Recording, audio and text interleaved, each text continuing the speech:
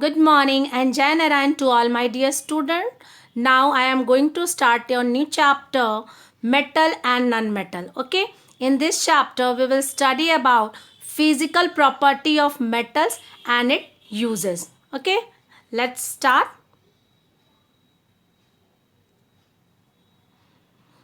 Metal and non-metal. Introduction. Element can be classified as metal and non-metal. Element को classify किया जाता है आपको किसमें, मेटल में और नॉन मेटल पे. किस आधार पे, तो on the basis of their properties के आधार पे हम एलिमेंट को क्लासीफाई करते हैं टू पार्ट्स में, मेटल में और नॉन मेटल में. Out of 92 natural occurring elements, 70 are metal and about 22 are non-metals. Some elements show properties of both metal and non-metal. They are called metalloids. It means कि naturally occurring elements जो है वो आपके लगभग कितने हैं, 92 है. और उस 92 में 72 के, अब इसको डिवाइड किया मेटल और नॉन मेटल में, तो जिसमें 70 क्या है आपका मेटल है और 22 क्या है आपका नॉन मेटल है. और कुछ ऐसे एलिमेंट हैं जिनमें दोनों प्रॉपर्टीज़ पाई जा रही है, मतलब कि मेटल की भी और नॉन मेटल की भी. तो जिनमें दोनों की प्रॉपर्टीज़ पाई जाती है उसको हम कहते हैं metalloids. Clear? Only some metal like gold, silver, platinum, etc. are found in free state. Most metal are found in combined state as oxide, sulfide, carbonate, silicate. Okay, यहाँ पे आपको क्या बात ध्यान देना है कि कुछ ऐसे मेटल होते हैं जो कि फ्री स्टेट में पाए जाते हैं, मतलब वो किसी के साथ जुड़े हुए नहीं रहते हैं. तो यहाँ पे भी एक क्वेश्चन बन सकता है कि कुछ ऐसे मेटल का नाम बताइए जो कि फ्री स्टेट में पाए जाते हैं. तो आप पूरी ज्वेलरी जिससे बनती है याद रखिएगा, गोल्ड, सिल्वर, प्लैटिनम, आप इसको याद रखेंगे.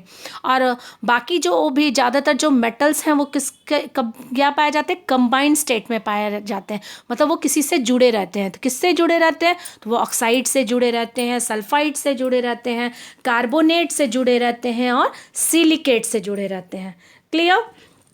सम non metal are found in free state. उसी तरह से कुछ नॉन मेटल भी हैं जो कि फ्री स्टेट में पाए जाते हैं. तो कौन से नॉन मेटल हैं आपको ध्यान में रखेंगे, हीलियम, आर्गन, नियॉन, ये सारे नॉन मेटल्स क्या हैं आपके फ्री स्टेट में पाए जाते हैं. और कुछ ऐसे नॉन मेटल हैं जो कि फ्री स्टेट में भी पाए जाते हैं और कंबाइंड स्टेट में भी पाए जाते हैं, मतलब दोनों स्टेट में पाए जाते हैं. तो यहाँ पे भी आपके एक क्वेश्चन बन सकते हैं. तो आपका क्या हो गया, सल्फर है, फॉस्फोरस है, ये क्या है आपके नाइट्रोजन है, ये सारे क्या होते हैं फ्री स्टेट और कंबाइंड स्टेट दोनों में पाए जाते हैं.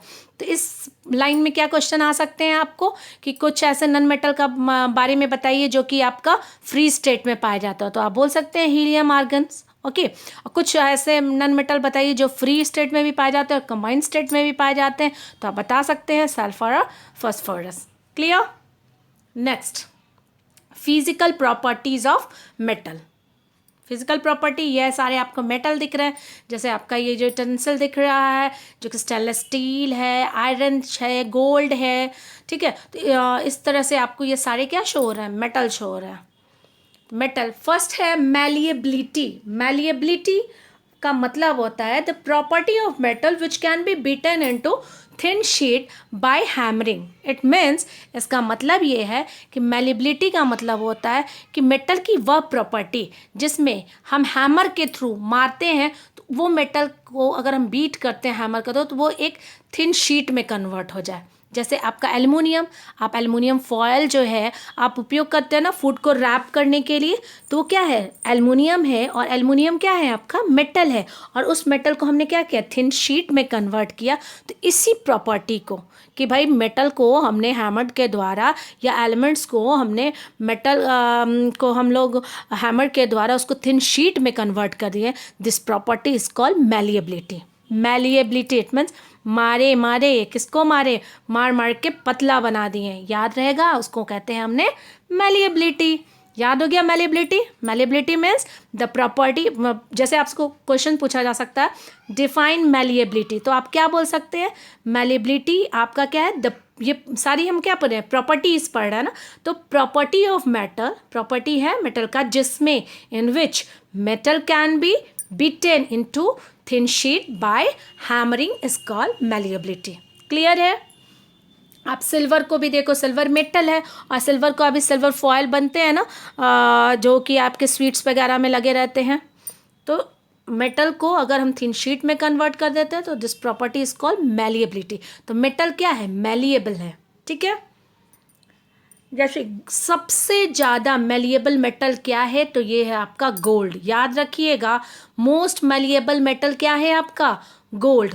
पता है gold, 1 gram of gold can be beaten into sheet with an area of about 6.7 square feet।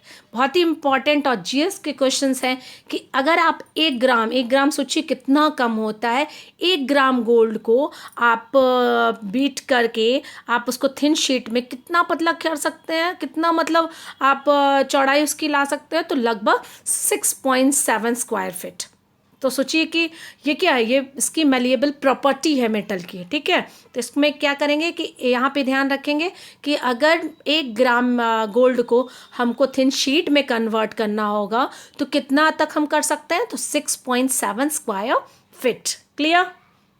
Most malleable metal. Okay, ductility, it means the property of metal in which metal can be drawn into a thin wire। वह property metal का जिसमें metal को हम किस में convert कर सकते हैं? वायर में कन्वर्ट कर सकते हैं। उस प्रॉपर्टी को हम कहते हैं ductility. Clear?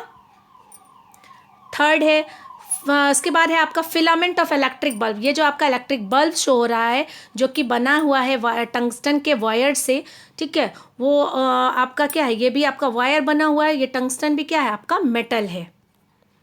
Platinum, most ductile metal. Most ductile metal पूछा जाएगा तो आप क्या बताएंगे? प्लैटिनम। प्लैटिनम को हम आराम से ही जो है वायर के फॉर्म में ला सकते हैं। Copper, gold are also use as thin wire. Copper का, गोल्ड है, ये सबको भी हम वायर में कन्वर्ट कर सकते हैं, मतलब इसमें डक्टाइल प्रॉपर्टी होती है मेटल्स में। 1 gram of gold can be drawn into a wire of about 2 kilometer in length। It means कि 1 ग्राम गोल्ड जो है उसको हम वायर में कन्वर्ट कर देंगे, उसको हम क्या करेंगे? वायर में चेंज कर सकते हैं। तो 1 ग्राम गोल्ड लगभग उसको कितना दूर तक हम वायर बना सकते हैं? तो 2 किलोमीटर। सोचिए जिसकी डक्टिलिटी प्रॉपर्टी कितनी ज़्यादा है। Hardness is the another property of metal. Hardness जो है वो सेकंड प्रॉपर्टी आप कह सकते हो। थर्ड प्रॉपर्टी हार्डनेस, ये भी एक मेटल की प्रॉपर्टी है कि मेटल जो होते हैं वो हार्ड होते हैं। However they are quite a few metal which are soft. लेकिन कुछ एक्सेप्शंस हैं आपके मेटल के जो कि सॉफ्ट होते हैं, जैसे कि आपका सोडियम है, लिथियम है, गैलियम है, सीशियम है एंड पोटेशियम। पूछा जाता है यहाँ पे क्वेश्चंस कि कौन से ऐसे मेटल है जो सॉफ्ट है, तो आप इनके नाम बोल सकते हैं। फिर है आपका मेटालिक लक्ष्य। ठीक है, मेटालिक लक्ष्य, surface of newly formed when metal are cut has shiny appearance. Metallic लक्ष्य मतलब लक्ष्य मीन्स होता है साइनी, मतलब दे आर साइनी।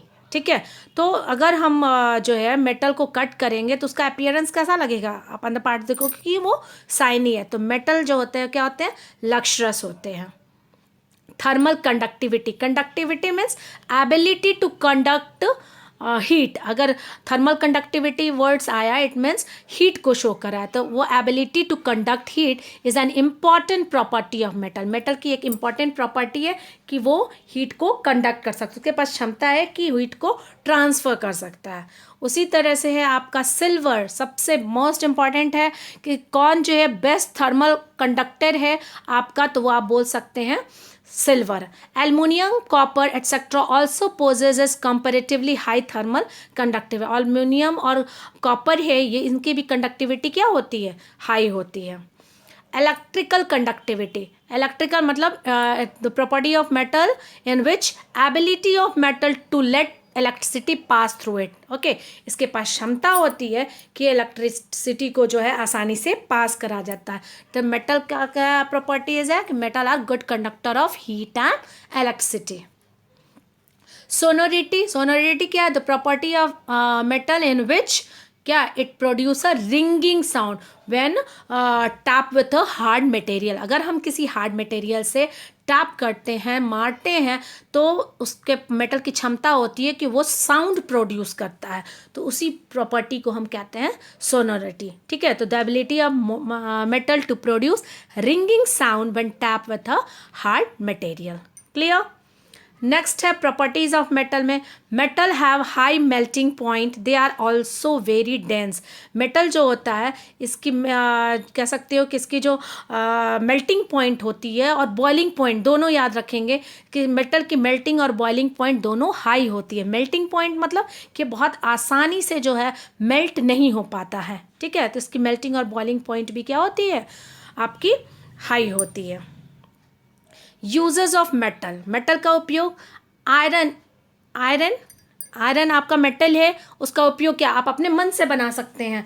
आयरन है is use for making pen, nail, nut, bolt, tools, machine, construction of building, bridge, आपको पता है ना, तो ये आप यूजेस दे सकते हैं मेटल का। एल्युमिनियम का क्या होता है, एल्युमिनियम का यूटेंसिल होता है, is use for making utensil, wire, furniture, part of aircraft, vehicle, machine, for packing food and medicine. Yes. And third है आपका copper, copper is use for making, अभी हमने बताया, wire, vessel, electric gadget. Okay, gold is use for making jewellery, coin medals. Okay, silver is also used for making jewelry, coin medals. Platinum is used for making jewelry. Electric gadget में जैसे आपका car वगैरह में जो plug लगते हैं वो आपके प्लैटिनम के बनते हैं। Electric gadget, plug in vehicle. आगे आपका फिर है आपका सोडियम, सोडियम जो है वो compound are use as common salt. Common salt क्या होता है, सोडियम क्लोराइड। ठीक है, तो सोडियम का उपयोग जो होता है compound are use as a common salt और chemicals. Okay, calcium compound are use for making cement और glass. It means calcium are also use for making cement and glass. Thank you. Jai Narayan to all.